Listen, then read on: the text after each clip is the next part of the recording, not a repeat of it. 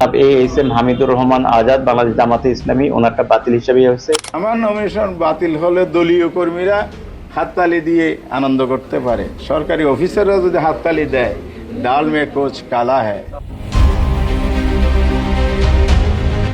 ত্রয়োদশ জাতীয় সংসদ নির্বাচনকে সামনে রেখে উত্তপ্ত হয়ে উঠেছে পর্যটন নগরী কক্সবাজারের রাজনৈতিক অঙ্গন।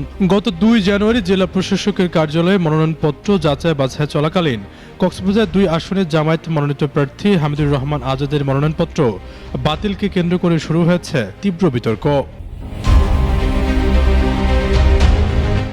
2 জানুয়ারি ছিল কক্সবাজার 1 ও 2 আসনের মনোনয়নপত্র যাচাই বাছাইয়ের নির্ধারিত দিন। দিনভর টানটান উত্তেজনার মধ্যে কক্সবাজার 2 আসনে বাংলাদেশ জামায়াত ইসলামী মনোনীত প্রার্থী হামিদুর রহমান আজাদের মনোনয়নপত্র বাতিল ঘোষণা করেন রিটার্নিং কর্মকর্তা। বাতিলের কারণ হিসেবে উল্লেখ করা হয় একটি পুরনো মামলা। এস এম হামিদুর রহমান আজাদ বাংলাদেশ জামাতে ইসলামী ওনারটা বাতিল হিসেবে হয়েছে। আমরা একটা মামলা জটিলতার কথা শুনছিলাম হামিদুর রহমান আজাদ সাহেব, তো ওটা যদি একটু বলতেন। এটা আমি ডিটেলস করতে চাচ্ছি না, আমি শুধুমাত্র আমার যে সিদ্ধান্তটা সেটা জানিয়ে দিচ্ছি। এটা আমাদের রায় লিখবো, সেখানে ওখানে পাবে না। এই খবর ছড়িয়ে পড়ার পরপরই ফেসবুক সহ সামাজিক যোগাযোগ মাধ্যমে সমালোচনার ঝড় ওঠে।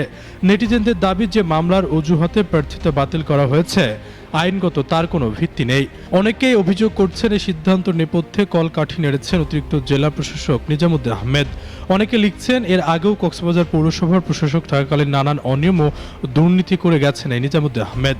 সামাজিক যোগাযোগ মাধ্যমে অনেকেই দাবি করছেন এডিসি নিজামুদ্দিন আহমেদ বিগত আওয়ামী লীগ সরকারের ঘনিষ্ঠ কর্মকর্তা ছিলেন।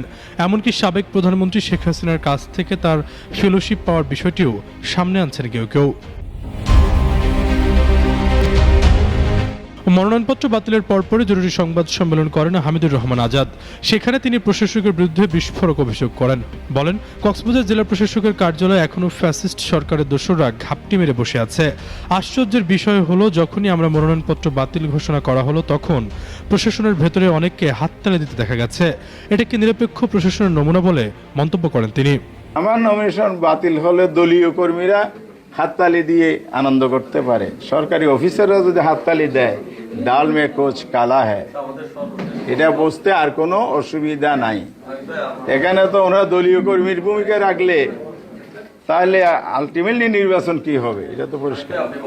ফেসিদা আমলে একটা মামলায় অন্যায় বেআইনিভাবে আজকে আমার নমিনেশন ওনারা অ্যাকসেপ্ট করেন নাই। এটা কত বড় যে অপরাধ এবং অন্যায় হয়েছে এটা আগামীতে প্রমাণিত হবে ইনশাআল্লাহ। এদিকে এই ঘটনাকে কেন্দ্র করে রাজপথে নামার হুঁশিয়ারি দিয়েছেন জামায়াতের নেতাকর্মীরা। ফেসবুক পোস্টে অনেকেই দাবি তুলেছেন এডিসি নিজামুদ্দিন আহমেদকে কক্সবাজার থেকে প্রত্যাহার করতে হবে, অন্যথায় কঠোর আন্দোলনে ডাক দেওয়া হবে বলে সতর্ক করছেন কেউ কেউ। এ বিষয়ে জানতে চাইলে কক্সবাজার অতিরিক্ত জেলা প্রশাসক নিজামুদ্দিন আহমেদকে কল করা হলে তিনি এই বিষয়ে মন্তব্য করতে রাজি হননি। আমার কোনো মন্তব্য নাই এই বিষয়ে, নো কমেন্ট। নির্বাচন কমিশন যখন একটি অবাধ ও সুষ্ঠু নির্বাচনের প্রতিশ্রুতি দিচ্ছে, তখন মাঠ প্রশাসনের কর্মকর্তাদের বিরুদ্ধে এমন গুরুতর অভিযোগ জনমনে প্রশ্নের জন্ম দিয়েছে। এখন দেখার বিষয় উদ্ভূত পরিস্থিতি নিয়ন্ত্রণে ঊর্ধ্বতন কর্তৃপক্ষ কী ব্যবস্থা গ্রহণ করে।